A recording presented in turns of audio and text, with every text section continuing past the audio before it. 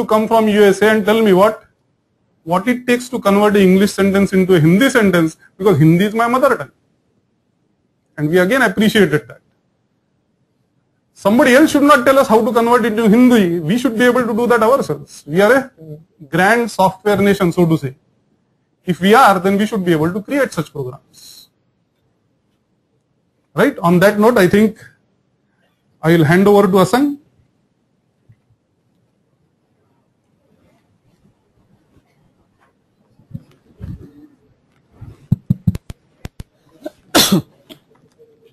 Thank you, sir. So that was a good objective, right? To do something real, not to find out if the ear is leaped. So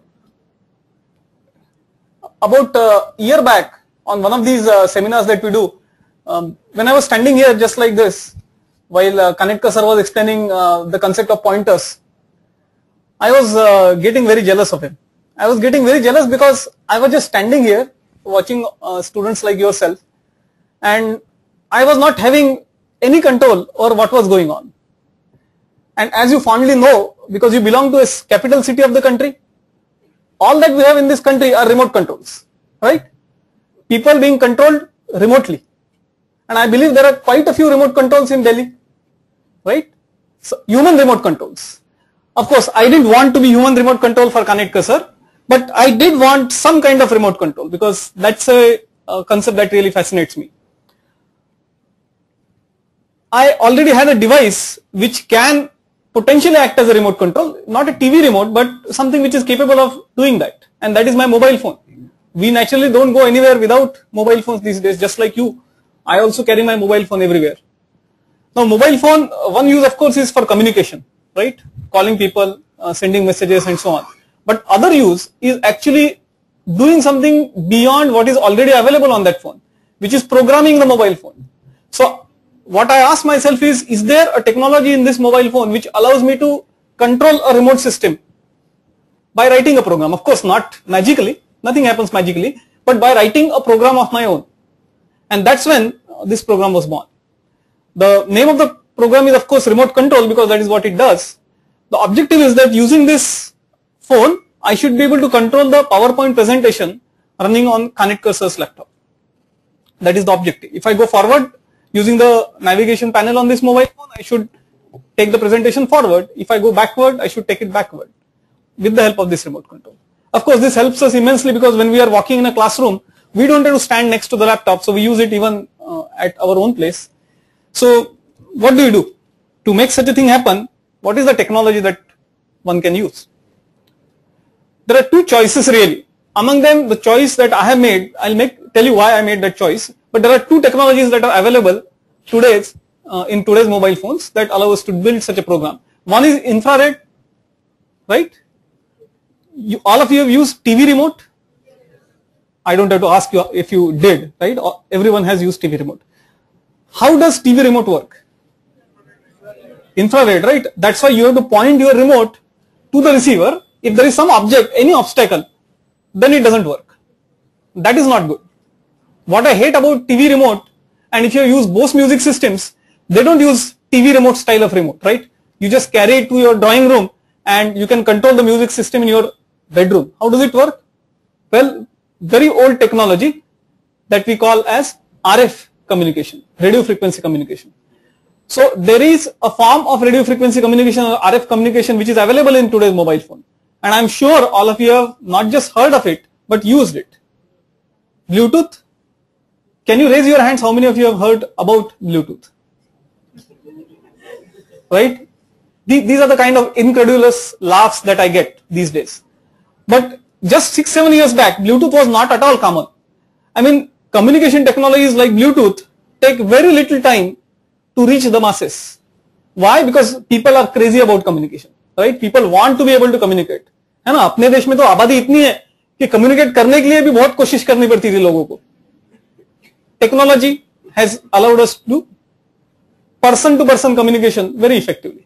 Now, Bluetooth is a communication technology that does not involve any middleman. If I want to communicate with my friend using Bluetooth, I don't have to go through the cell phone network. I can go directly. And that is why it is even more popular. If I have to send a file I can do that. If I have to send an address book entry, I can do that. If I have to send a photograph, I can do that. And then what? Right? These are the things that are already there in my Bluetooth enabled device. I should be able to do something more. Well, it allows you to do something more provided you write applications for it. So in this case, there are two parts of this picture. One is the left hand side, one is the right hand side. In any communication program, there are always two portions, right? Sender and receiver. Now, sender and receiver is layman's terms. In general, in communication technologies, we call them as server and client. So what is it that I am going to do? I am going to replace the keyboard which is there in that laptop with the keyboard of my mobile phone, and I am going to send messages which amount to giving commands that navigate the presentation. In fact, the messages that I am going to send are simple keystrokes, right? Every key here has a code which is called as a scan code. Even PC's keyboard, the 104 keys that are there, each one of them has a unique scan code. Mobile phone is also very similar, except that there are limited number of keys, and then we use the T9 style, which is type the same key in succession to get a different character. That is all logic. Ultimately, there are limited number of keys. So if I send the correct scan code from my mobile phone to that laptop, if that keystroke is somehow delivered to the Windows applications that are running, which is PowerPoint, could be any other application as well, I am able to control that system remotely. That is the objective. Although I am sending only arrow keys here, which is the navigation keys, I can send any other message as well, right? So this is a general program that I have built. So let's see what this technology is about. Just like COM, when we look at technology, we have to go a little bit deeper than a layman, right? So the word Bluetooth has something to do with teeth, not of yours and mine, but of a legendary king of Norway. This probably is his picture, I don't know, but probably his picture. And blueberries, as you know, probably is a fruit. If you eat blueberries and eat lots of them, the color of your teeth would become blue, sometimes temporarily, but if you eat them every day, which is what this king did, then it would become blue for a long, long time. And why was the name Bluetooth chosen for this communication technology? Because the legend has it that Europe, like India, Pakistan and so many other countries in Asia, in Europe there are people who always fight amongst each other, right? There were multiple wars, and this king was the one apparently who united the warring nations in Europe. So in his honor, the technology which was used in mobile phones, and this technology is born in Europe, that's why his name was chosen as, or his legend was chosen as the one to give the name to this technology.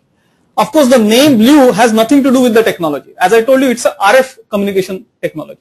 And radio frequency waves are not in the visible spectrum, right? So in communication, light, of course, you can see red, green, blue, but RF waves are not in the visible spectrum. They just carry information. Radio signals also, but that's not what these are. So where can there be Bluetooth? Well, Bluetooth is everywhere. You imagine any kind of device today, Bluetooth is either there or if Bluetooth is not there, you can make that device Bluetooth aware by connecting some external dongles. In case of PCs, older PCs that do not have Bluetooth, you connect the dongle through a USB port and that Bluetooth capability is acquired. The devices which are in this close proximity. Now the close proximity is the important thing here. Bluetooth communication has a range limitation like any communication technology. Every communication technology has a range limitation. Even our mobile phones, they cannot carry across the world just on the basis of amount of power they emit at whatever frequency that they communicate. They just contact the base station antenna, and from there, of course, the signal goes through traditional wired network. But in this case, this is people to people, peer to peer kind of communication technology. So there is no need for such communication over Bluetooth. So what does Bluetooth allow you to do? Any device which is within range of a given device should be able to send and receive the Bluetooth messages. That's the objective. And what is the mechanism? Of course, the RF waves. How do you identify the devices? Every Bluetooth device has a unique address. Now, when you as a layman use the Bluetooth device, you don't know anything about the addresses. All that you do is every phone you can assign a name. Generally you use it in phones, but you can do it with the laptop as well. You can go to the device manager and change the name of your Bluetooth. Generally it is same as the computer name. So if your computer name is Rohit, the Bluetooth device name will show up as Rohit. You can always change it if you wish. But at the communication level, the name is completely insignificant. Name is just a symbol. What is important is the address of that Bluetooth device. When I say unique, this is not unique only within your range. Every Bluetooth device in the world has a unique address. This is very important. Why? Because there is one cell phone from, let's say, Nokia, another from Samsung, another from Micromax. They are from completely different countries, from different manufacturers. Even by chance, if the addresses happen to be same, the messages intended for one device will go to another. And you don't ever want that to happen. So there is a organization called as IEEE. You probably heard of that, Institution of Electronics and Electrical Engineers, that decides what kind of addresses can be assigned by whom. They divide the addresses into ranges. Each Bluetooth device is given address which is unique within that company, and there is a prefix for every company which makes the Bluetooth devices. How long is the address? Address is actually 6 bytes. Every Bluetooth address is 6 bytes long. Byte in computing, as you know, is 8 bits. Right? So 48 bits for Bluetooth address. 48 bits, more than enough, I think. Right? More than what? Probably the number of Bluetooth devices that would ever be manufactured. So that is the piece of information that you begin with, addressing. Second piece of information that you have to know in the world of Bluetooth is your proximity or your neighborhood. In the world of Bluetooth, we call it neighborhood. Bluetooth uses terms that are more near in terms of their appeal to the end users. So in traditional TCP/IP networking, we call it LAN, right? Local area network. In Bluetooth, we call it neighborhood. Neighborhood because this is changing. LAN generally doesn't change that often, at least, right? Once the PC is plugged in through the LAN cable, it's there as long as it is powered on. In Bluetooth, that is not the case. If you walk away from the devices that are within your proximity, those devices cannot see you. You cannot see those devices anymore. So it's constantly changing. So this neighborhood, the small neighborhood that you have, is called as pico network. Compared to the internet scale, it is really tiny, because on internet there are billions of devices. Here the number of devices is very, very few. So the word pico has been chosen to represent something which is really tiny on the network scale. Now this concept is very important because this identifies what devices are currently reachable within your neighborhood. At the same time, it doesn't mean that one device can be only in one neighborhood. The device that is shown there in the middle here is in this neighborhood as well as this neighborhood at the same time. So one device can be in multiple pico networks at the same time. So the flexibility is there. But suppose that this device wants to talk to this device, that is not directly possible. What it can do is it can send a message to this device and that can relay it to other devices which are outside its direct range.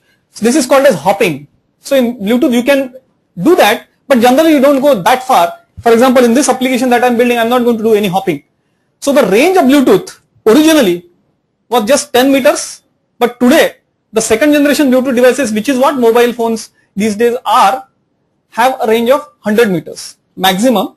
Of course, with obstacles, Bluetooth is not line of sight. So even if I keep a Bluetooth sender here and there's this podium which blocks the view, Bluetooth doesn't really stop working because of that. But of course, there is distortion. In any radio wave communication, if there is an obstacle, there is certain absorption of waves anyway, right? So the signal attenuates or reduces in quality as well as strength. So it's not as bad as infrared for sure, but there are obstacles that reduce the range. At the same time, the length of this diodes is more than sufficient for any Bluetooth communication to be possible even without actual line of sight. So range approximately 100 meters in an ideal environment, which means open field. If you have an open ground, you can certainly communicate 100 meters. Future generation of Bluetooth can even improve the range and make it more than 100 meters. The next thing that once you know this is you have to understand some of the terminologies in Bluetooth programming.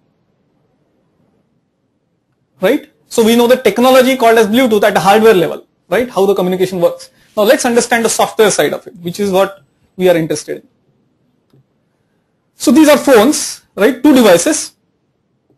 At a time when I write a program, there is one device which is sending the messages, another which is receiving it. But then the role can change. The sender can become receiver and vice versa. So it is flexible. It is bidirectional communication that is always possible. Unlike LAN, as I told you, the devices are not necessarily guaranteed to be within your range. So before you can initiate communication, we carry out what is called as a device discovery process. Device discovery is a process of finding out two things. Which devices are in the range, and number two, what are their addresses? Because for the next stage, actual communication, I'm going to need addresses of each of those devices. That I don't know because those are manufacturer assigned addresses. By the way, I cannot change a Bluetooth device address.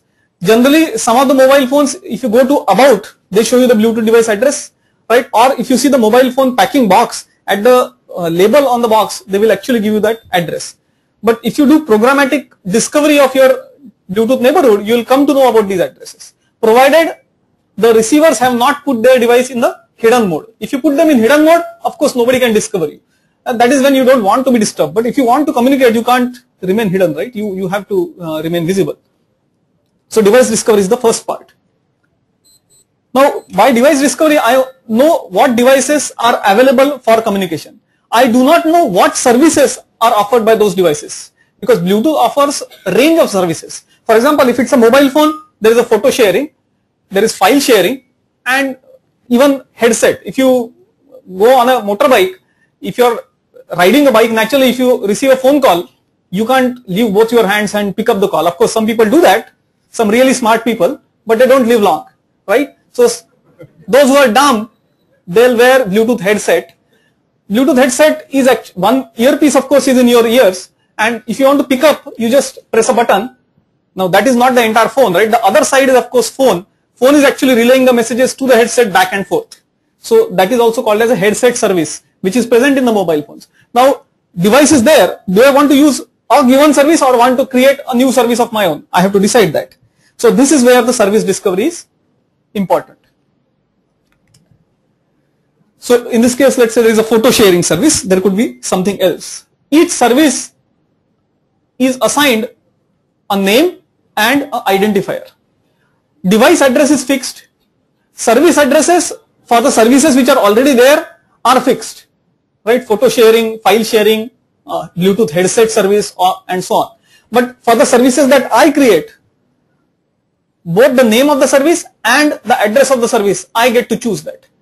So the remote device which wants to communicate with my service will have to know the device address first and then the service address. Service name is just for easier reference, but other than that it is not really very important. But if I do a device discovery, just like I see the names of the device and the address, it becomes easy if you have a service name also.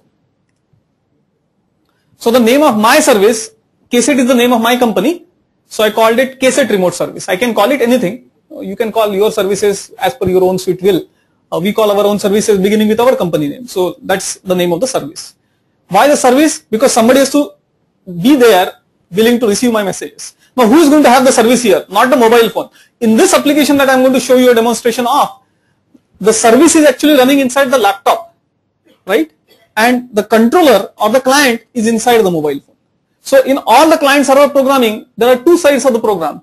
One side which is the sender, and second which is the receiver, which receives the messages, responds to the messages. Just like when you connect to the internet, you go to the web browser, you type http:/mail.yahoo.com, you go to the Yahoo's mail server, it sends you a response, then you type the username password, it shows you the messages that you have received, right? Similarly, there is a client server model of communication that is used here. To be able to do this programming, you have to know how to program with Bluetooth on the PC and how to program with the Bluetooth on mobile phone as well. Now, on the PC, of course, there is Windows operating system, Windows XP, Vista, Windows 7, and now Windows 8. All of them have a Bluetooth.